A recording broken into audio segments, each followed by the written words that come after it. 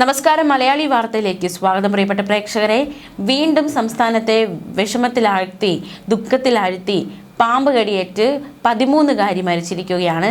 വളരെ ദുഃഖകരമായ വാർത്തയാണ്. ഒരു ഇടവേളയ്ക്ക് ശേഷം വീണ്ടും നമുക്കറിയാവുന്ന പോലെ കഴിഞ്ഞ മാസങ്ങളിൽ ചൂട് മാസമൊക്കെ ഒരുപാട് കുട്ടികളുടെ വാർത്ത നമ്മൾ കേട്ടതാണ്.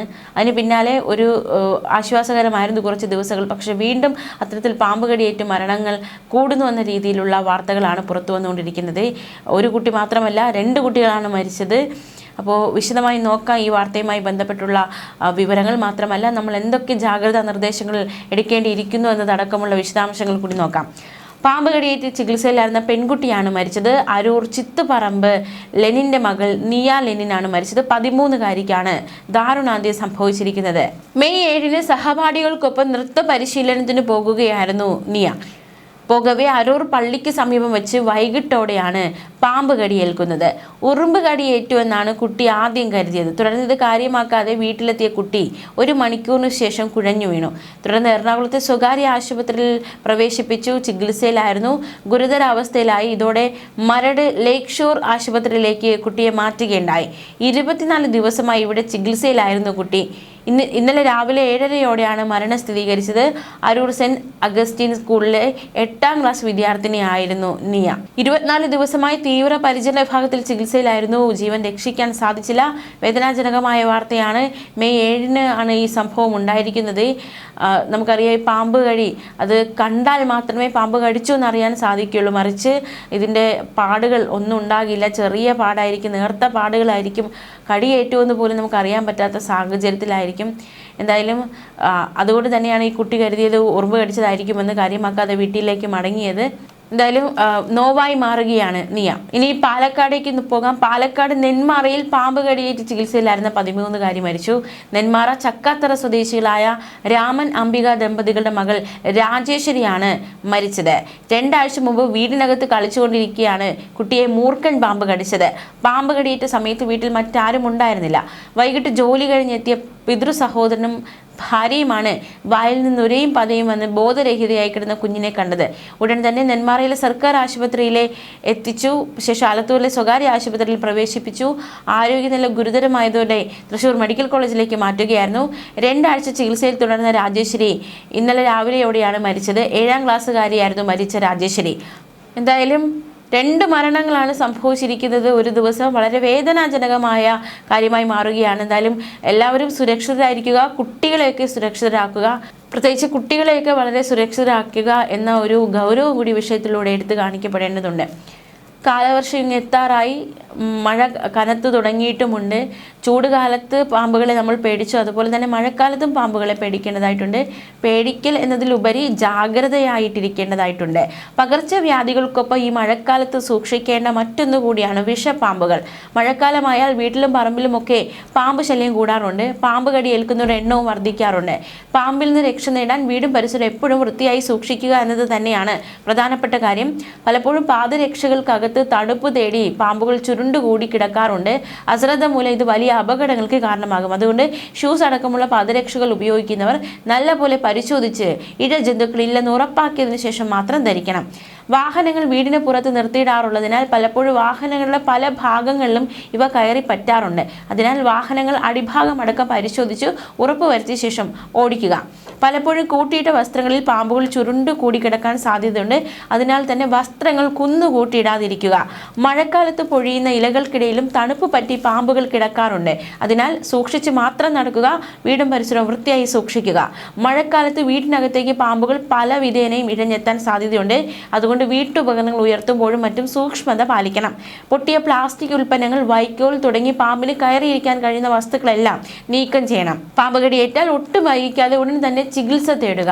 പാമ്പ് കടിയേറ്റാൽ ഉടൻ ചെയ്യേണ്ട കാര്യങ്ങൾ ഒരിക്കൽ കൂടി പറയുകയാണ്. പാമ്പ് കടിച്ചാൽ തിരിച്ചു കടിച്ചാൽ വിഷമിറങ്ങും എന്നൊക്കെ കേട്ടിട്ടുണ്ട്. ഇത്തരത്തിലൊന്നും ചുമ്മാ സമയം കളയരുത്. തിരിച്ചു കടിക്കാൻ പാമ്പിനെ തിരഞ്ഞു പോയാൽ രണ്ടാമതൊരു കടി കൂടി വാങ്ങിക്കാം എന്നതിൽ കവിഞ്ഞ് യാതൊരു പ്രയോജനം ഉണ്ടാകില്ല. അത്തരം സാഹസങ്ങൾക്കൊന്നും മുതിരരുത്. ഭയപ്പെടാനുള്ള സാഹചര്യം പരിഭ്രമം ഉണ്ടാകും. ഓടി രക്ഷപ്പെടാനുള്ള ശ്രമവും ശരീരത്തിൽ രക്തചംക്രമണം വേഗത്തിലാക്കുകയും ഹൃദയം, വൃക്ക, തലച്ചോർ എന്നിവിടങ്ങളിൽ വിഷം പെട്ടെന്ന് എത്തിക്കുകയും ചെയ്യും. അതുകൊണ്ട് ഒറ്റയ്ക്കാണെങ്കിൽ കടിയേറ്റ ഭാഗം ഹൃദയത്തിനേക്കാൾ താഴെ ആയിരിക്കാൻ ശ്രദ്ധിക്കണം. വിഷം പ്രധാന അവയവങ്ങൾ എത്തുന്നത് വൈകിക്കാൻ ഇതുവഴി സാധിക്കും. കഴിയുന്നത്ര വേഗം ഫോണിലൂടെയോ മറ്റോ സഹായം അഭ്യർത്ഥിക്കുക. കടിയേറ്റ ഭാഗം അനക്കാതിരിക്കുന്നതിന് ജീവന്റെ വിലയുള്ള സമയമാണെന്ന് മനസ്സിലാക്കണം.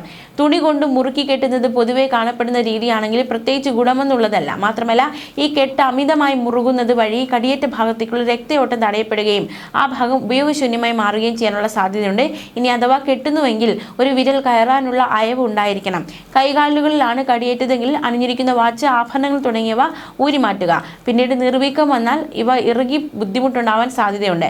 മുറിവിൽ നിന്നുമുള്ള രക്തപ്രവാഹമുണ്ടെങ്കിൽ മുറിവ് വൃത്തിയുള്ള തുണി കൊണ്ട് കെട്ടാവുന്നതാണ്. പാമ്പിനെ പിടിക്കാനോ പാമ്പിന്റെ ഫോട്ടോ പിടിക്കാനോ ശ്രമിച്ച് സമയം കളയരുത്. അപ്പോൾ ജാഗ്രതയോടെ ആയിരിക്കുക. മാത്രമല്ല, വാവ സുരേഷ് മലയാളി വാർത്തയോട് പ്രതികരിച്ചിരുന്നു. പ്രത്യേകിച്ച് കഴിഞ്ഞ മാസങ്ങളിൽ കുട്ടികളൊക്കെ പാമ്പ് കടിയേറ്റ് മരിച്ച സാഹചര്യത്തിലായിരുന്നു മലയാളി വാർത്തയോട് അദ്ദേഹം പ്രതികരിച്ചത്. നിർണായകമായ ചില കാര്യങ്ങൾ പറഞ്ഞതും അദ്ദേഹത്തിന്റെ വാക്കിലേക്ക് നമ്മൾ ഒരിക്കൽ കൂടി പോവുകയാണ്. അറിയാത്തത്ര കേസുകളുണ്ട്, മരണപ്പെട്ടത് അറിയാത്ത കേസുകൾ ഒരുപാടുണ്ട്. പക്ഷെ അതൊന്നും അറിയില്ല. 6 ഈ മാസം മാത്രമാണ് നടന്നിരിക്കുന്നത്.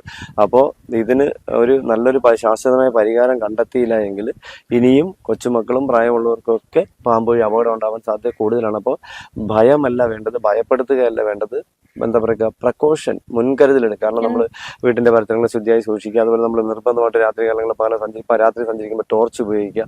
മൊബൈലിന്റെ ഫ്ലാഷിന് ഒരിക്കലും പ്രൊട്ടക്ഷൻ ആയിട്ട് കരുതരുത്. അതൊരു പരിധി വരെ മാത്രമേ ഉണ്ടാവുള്ളൂ. നല്ല ദൂരേക്ക് പാച്ചിലുണ്ടാവുന്ന എന്താ പറയുക വെട്ടം നമുക്ക് വേണം. അതുപോലെ തന്നെ നമ്മൾ രാത്രി വെട്ടം വാങ്ങിക്കാൻ പറ്റാത്തവർ എവിടെയെങ്കിലും രാത്രി സഞ്ചരിക്കുന്ന സമയത്ത് ചൂട്ട് അറിയില്ല. പണ്ട് കാലങ്ങളിൽ നമ്മൾ ചൂട്ട് കറ്റ കെട്ടി നടക്കുക, അതായത് ചൂട്ട് കത്തിച്ച് നടന്നാലും നമുക്ക് നല്ലതാണ്. കാരണം ചൂട്ട് ഇങ്ങനെ പണ്ടുള്ളൊരു വീശി നടക്കുന്നത് എന്തിനു വേണ്ടിയാണ്?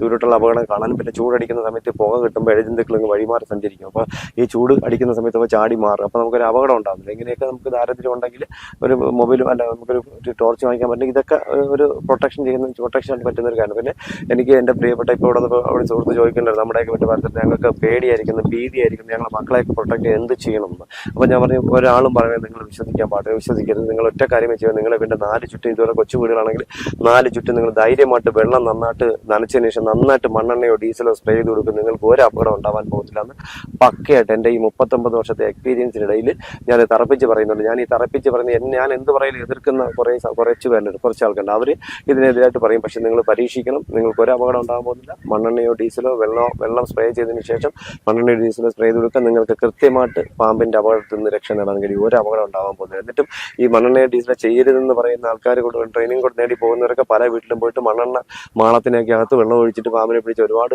വീഡിയോസ് എൻ്റെ കയ്യിലുണ്ട്. അപ്പോൾ അങ്ങനെയൊക്കെ ഒന്നല്ല. മണ്ണെണ്ണ എപ്പോഴും ഒരു പ്രൊട്ടക്ഷൻ തന്നെയാണ്. ഇങ്ങനെയൊക്കെയുള്ള സ്ഥലങ്ങളിൽ ജീവിക്കുന്നവർ അത് ചെയ്യുന്നത് നല്ലതായിരിക്കും എന്നുള്ളത് കൂടി എനിക്ക് എൻ്റെ പ്രിയപ്പെട്ട പ്രേക്ഷകരോട് പറയേണ്ടത്. അത് മാത്രമല്ല, ഈ വീടിന്റെ പരിസരം പരീക്ഷിച്ച് പാമ്പിന്റെ ഒരു സാന്നിധ്യമില്ല. കാരണം ഇവിടെ ഞാൻ അവർക്ക് പറഞ്ഞിട്ടുണ്ട്, നിങ്ങൾ രാവിലെ കഴിക്കുമ്പോൾ വീട്ടിന്റെ 4 ചുറ്റും ഒന്ന് നോക്കണം. അപ്പോൾ ഇഴഞ്ഞ പാടുകൊണ്ട് നിങ്ങൾക്ക് അറിയാൻ പറ്റും, ശ്രദ്ധിച്ചാൽ മതി. അവർക്ക് അങ്ങനെ ഒരു ക്ലാസ്സും കൂടി എടുത്തിട്ടാണ് ഞാൻ ഇവിടുന്ന് മടങ്ങി പോകുന്നത്. അതുപോലെ തന്നെ ഇപ്പൊ ഒരു പാമ്പ് കടി ഏറ്റു കഴിഞ്ഞാൽ എന്താണ് ചെയ്യേണ്ടത്? നമുക്ക് നല്ലൊരു ചോദ്യമാണ്. കാരണം ഇപ്പൊ ഇവിടുത്തെ ആ കുഞ്ഞിന്റെ അച്ഛൻ പറഞ്ഞു വെച്ചാൽ 2:30 മോനെ കടി കിട്ടി, മോനെ താലൂക്ക് ഹോസ്പിറ്റലിൽ കൊണ്ടുപോയി താലൂക്ക് ഹോസ്പിറ്റലിൽ കൊണ്ടുപോയ സമയത്ത് അവിടെ ഡോക്ടർമാർക്ക് തന്നെ അറിയില്ല ഇതെന്താണ് കടിച്ചത് എന്താണ്. അപ്പൊ ഡോക്ടർ പറയുന്നത് മോന്റെ കഫം കയറി തലച്ചോറിനകത്ത് തലയ്ക്ക് മണ്ടയിൽ കയറി ഇരിക്കുന്നു എന്നൊക്കെ. എന്നിട്ട് പറഞ്ഞത് അച്ഛനോട് പറഞ്ഞത് വാക്കകത്ത് വെള്ളമിട്ടിട്ട് ആ കഫം തള്ളിക്കളയാൻ പറഞ്ഞത്. ഞാനെങ്ങാനാണ് പറഞ്ഞെങ്കിൽ എനിക്ക് ചെവിയേക്കാൻ പറ്റത്തില്ല. ഡോക്ടറാണ് പറഞ്ഞത്.